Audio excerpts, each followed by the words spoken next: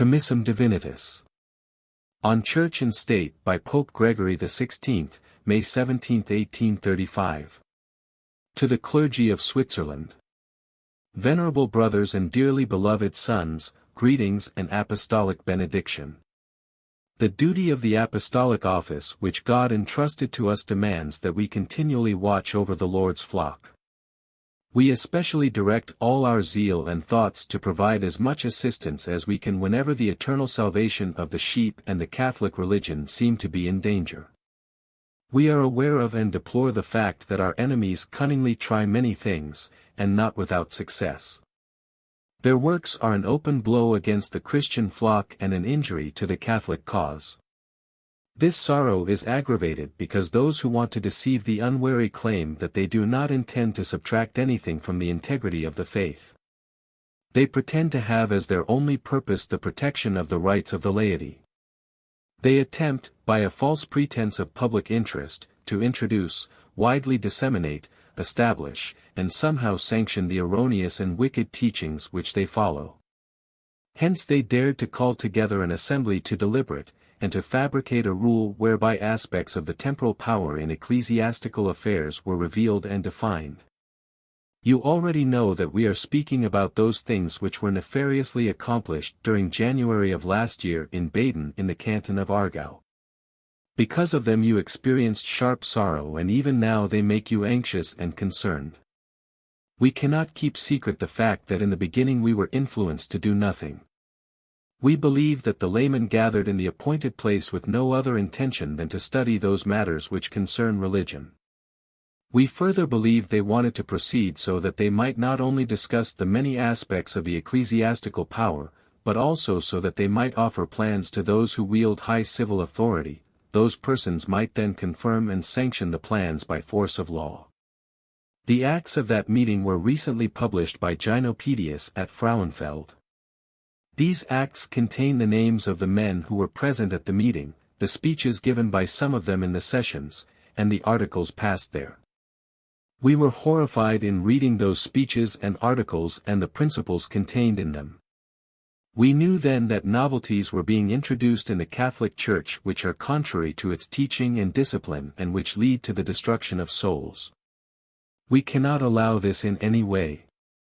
He who made everything and who governs by a prudent arrangement wanted order to flourish in his church.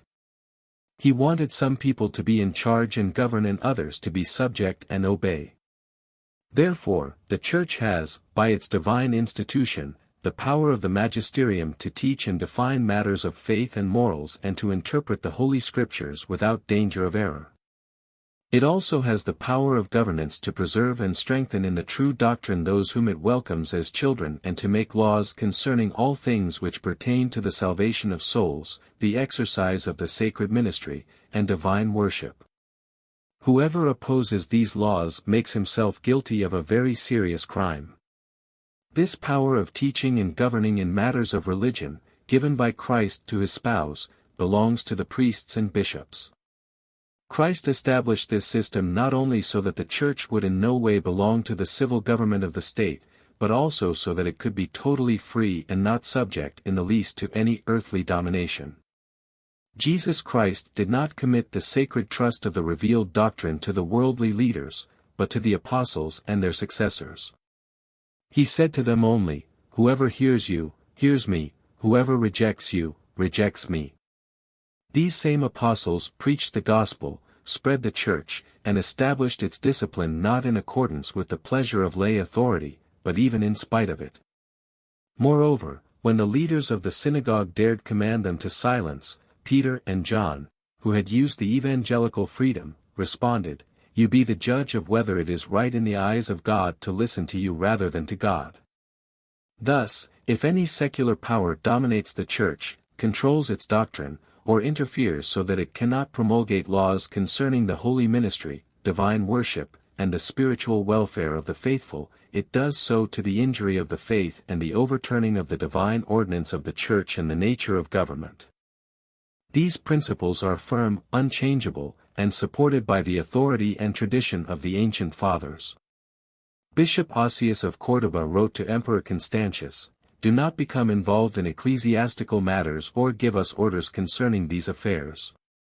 But rather learn this from us: God gives you the empire, he entrusts ecclesiastical power to us. Whoever secretly tries to snatch the empire away from you opposes God. By the same token, take care that you do not draw ecclesiastical power to yourself and become guilty of a great crime. The Christian leaders were aware of this and they considered it a glorious thing to acknowledge publicly.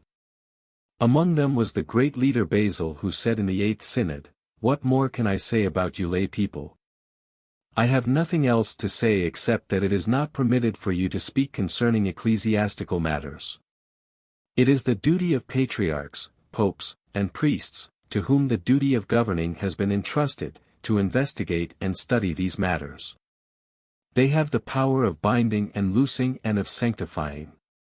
They are the ones who have the ecclesiastical and heavenly keys, not those who must be fed, sanctified, bound, and loosed."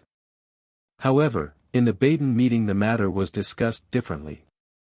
The articles which came forth from it attack the sound doctrine of ecclesiastical power and lead the Church itself into a scandalous and unjust slavery.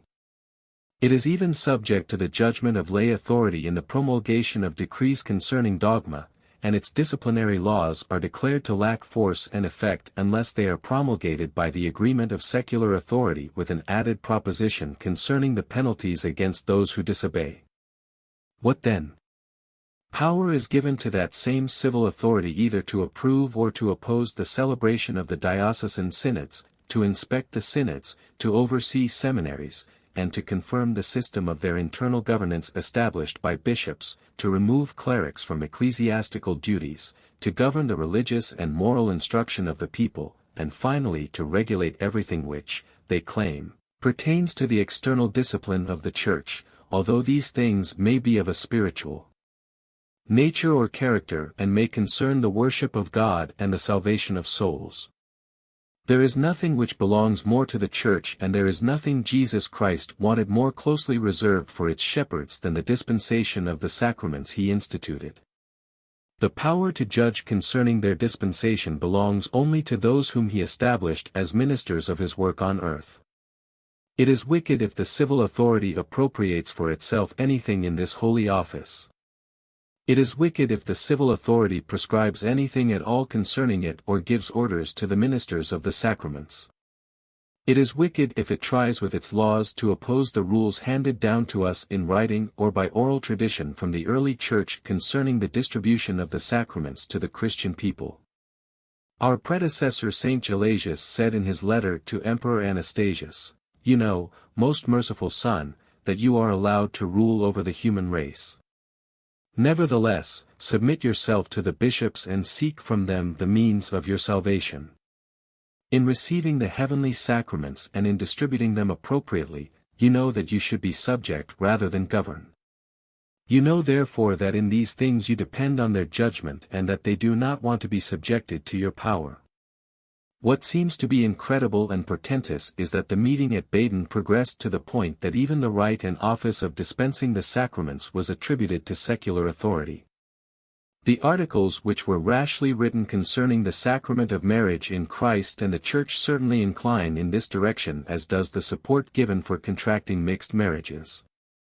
The requirement that Catholic priests bless these marriages while ignoring the religious differences between the spouses and the threats of punishment for those who refuse to do this illustrate this tendency.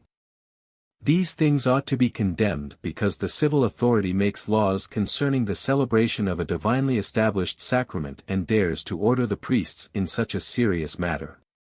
But they ought to be reproached even more so because they foster an absurd and impious idea which they call indifferentism. Indeed, they depend on it as necessary. Moreover, they oppose Catholic truth and Church doctrine which forbids mixed marriages as disgraceful because of the communion in holy things and because of the serious danger of the perversion of the Catholic spouse and the perverted education of the future children. Nor did the Church ever grant the free power to contract such a marriage unless conditions were added which prevented the causes of danger and deformity. Jesus Christ conferred on his Church the supreme power of administering religion and governing Christian society. This is not subject to the civil authority. In his letter to the Ephesians, the apostle teaches that Christ established this ecclesiastical power for the benefit of unity. And what is this unity unless one person is placed in charge of the whole church who protects it and joins all its members in the one profession of faith and unites them in the one bond of love and communion? The wisdom of the divine lawgiver ordered that a visible head be placed over a visible body so that, once so established, the opportunity for division might be removed.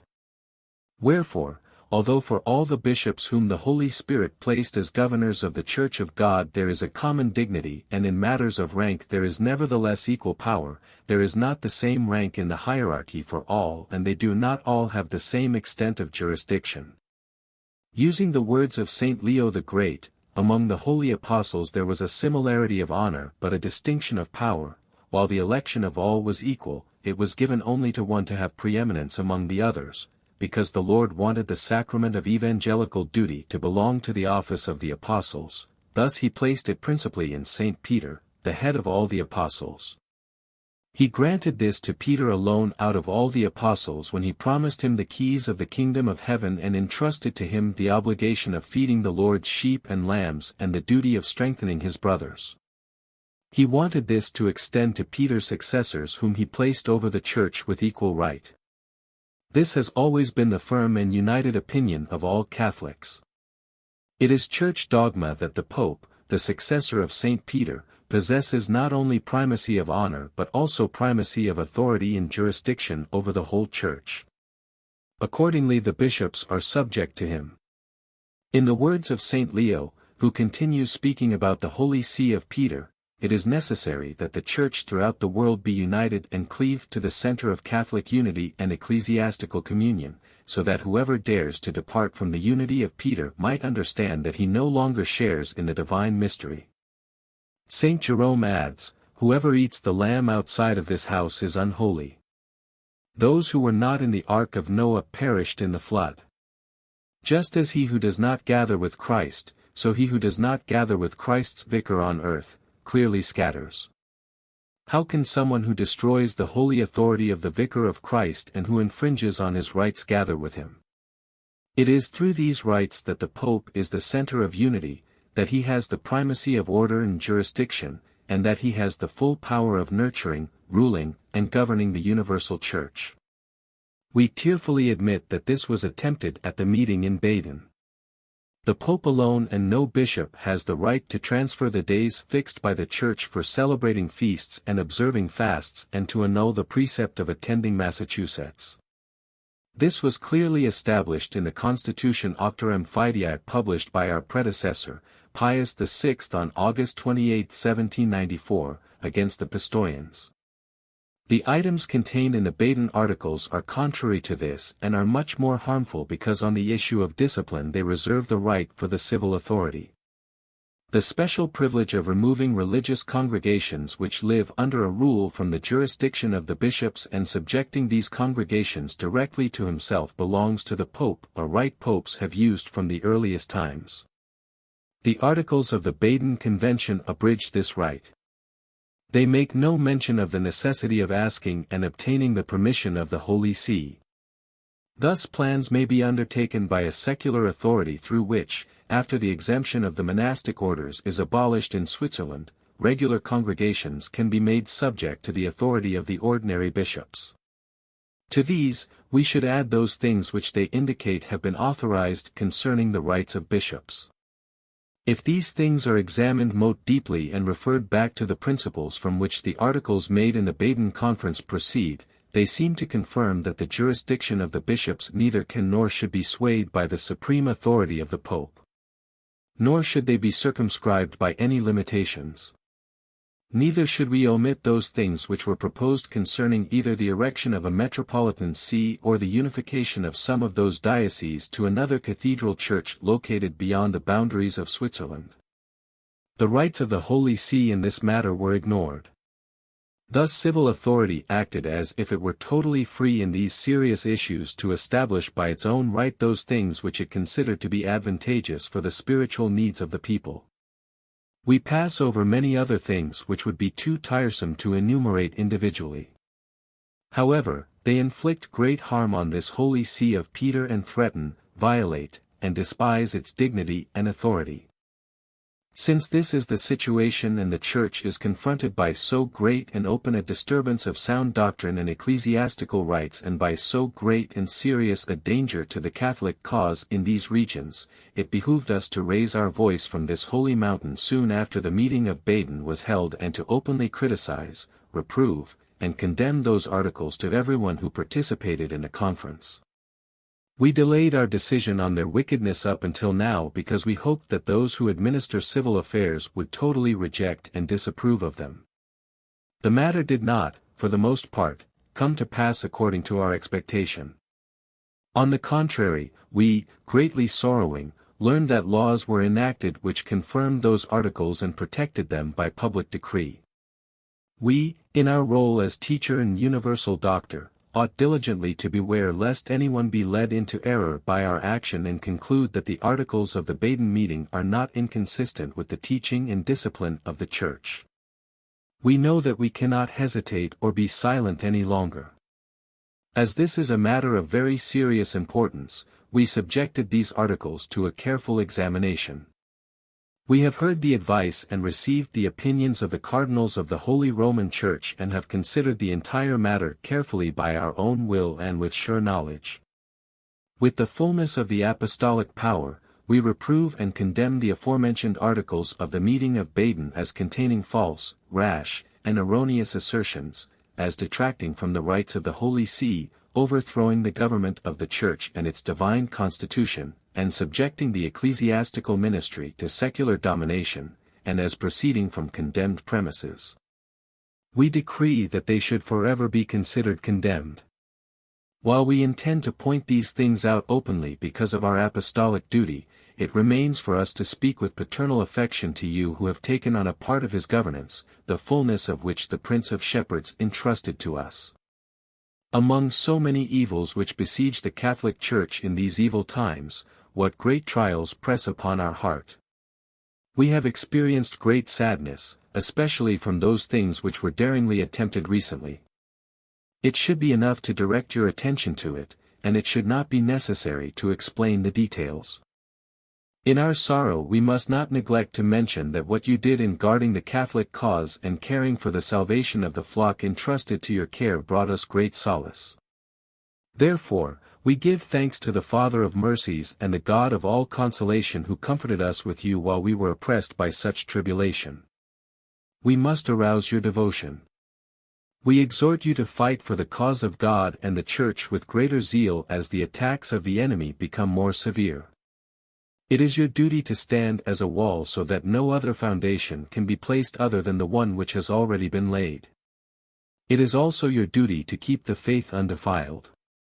There is another sacred trust which you should firmly defend, namely, the holy laws by which the Church establishes its discipline, and the rights of this apostolic see. Therefore, act according to the position which you hold, according to the dignity with which you are vested, according to the authority which you received, according to the sacrament by which you bound yourselves in solemn consecration. Unsheath the sword of the Spirit which is the Word of God. Denounce, beseech, rebuke in all patience and teaching. Labor and struggle for the Catholic religion, for the divine authority and laws of the Church, for the See of Peter and its dignity and rights, so that not only those who are upright may remain safe but also so that those who were deceived by seduction may be called back from error. Moreover, so that the desired outcome may result from these cares and labors undertaken by our venerable brothers, we also address those of you who are ministers of the sacraments, shepherds of souls, and preachers of the divine word. It is your duty to be totally united with them in will, to be inflamed with the same zeal, and to be in harmony with them in this work so that the people might be protected from all danger of error and contamination. Exert yourselves so that everyone thinks the same thing and no one allows himself to be led astray by strange teachings. Let everyone avoid profane novelties, cling to the Catholic faith, and submit himself to the power and authority of the Church. Each person should bind himself ever more firmly to this see which the strong Redeemer of Jacob placed as an iron pillar and as a bronze wall against the enemies of religion. You should receive these enemies as people who ought to be educated in the law of Christ and of the Church. It should be obvious that the secular power and those laws enacted by it concerning the welfare of civil society ought to be obeyed, not only because of the fear of wrath but also because of conscience. It is never permitted, however, to shamefully abandon the faith because of it. Since the spirits of the people are trained in this way, consider your labors to be both for the tranquility of the citizens and the welfare of the Church. These two things cannot be separated from one another. May the most merciful God, from whom comes every perfect gift, accomplish these our wishes. May our apostolic blessing which we lovingly impart to you, venerable brothers, to our brothers in the Lord, and to the faithful be a sign of good things which we ardently desire for this part of the Catholic flock. Given in Rome, at St. Peter's, on the 17th day of May in the year 1835, the 5th year of our pontificate.